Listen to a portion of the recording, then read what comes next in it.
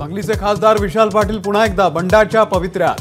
कवठे महांकाळ मतदारसंघामध्ये पवार गटाच्या रोहित पाटील यांच्या विरुद्ध अजित घोरपडे यांचा प्रचार करण्याचे सूतोवाच।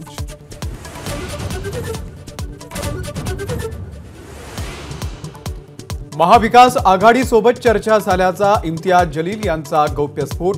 अनेक तास चर्चा झाल्याचाही दावा, पण आघाडीकडून काहीही प्रतिसाद नाही अशी माहिती।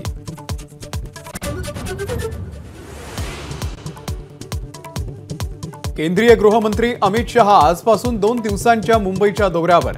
विधानसभेच्या पार्श्वभूमीवर मुख्यमंत्री आणि उपमुख्यमंत्र्यांसोबत सह्याद्रीवरती बैठक होण्याची शक्यता।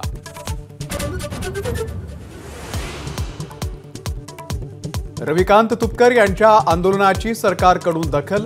11 सप्टेंबर रोजी मंत्रालयामध्ये शेतकऱ्यांच्या प्रश्नावर तुपकरांच्या उपस्थितीमध्ये बैठक, तर तुपकरांचं आंदोलन तात्पुरतं स्थगित।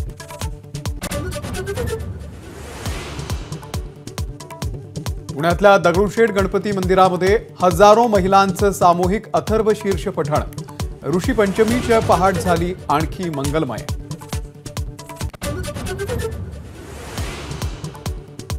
दीड दिवसांचा पाहुणचार आटोपून बाप्पा निघाले गावी, तर पुढच्या वर्षी लवकर या म्हणत लाडक्या गणपतीला निरोप।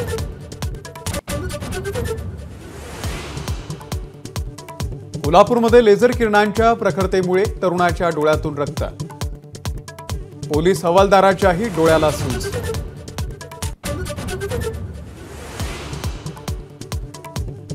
नागपूरमध्ये नदीपात्रात बुडून 2 शाळकरी मुलांचा मृत्यू। मित्र बुडतोय हे पाहून दुसरा वाचवायला गेला, पण दोघेही बुडाले।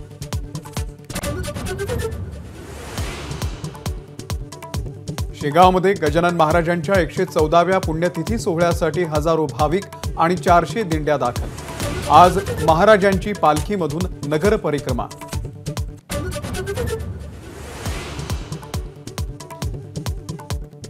तेलंगणामध्ये मुसळधार पावसाचे 29 बळी। 33 पैकी 29 जिल्ह्यांमध्ये पावसाचा कहर।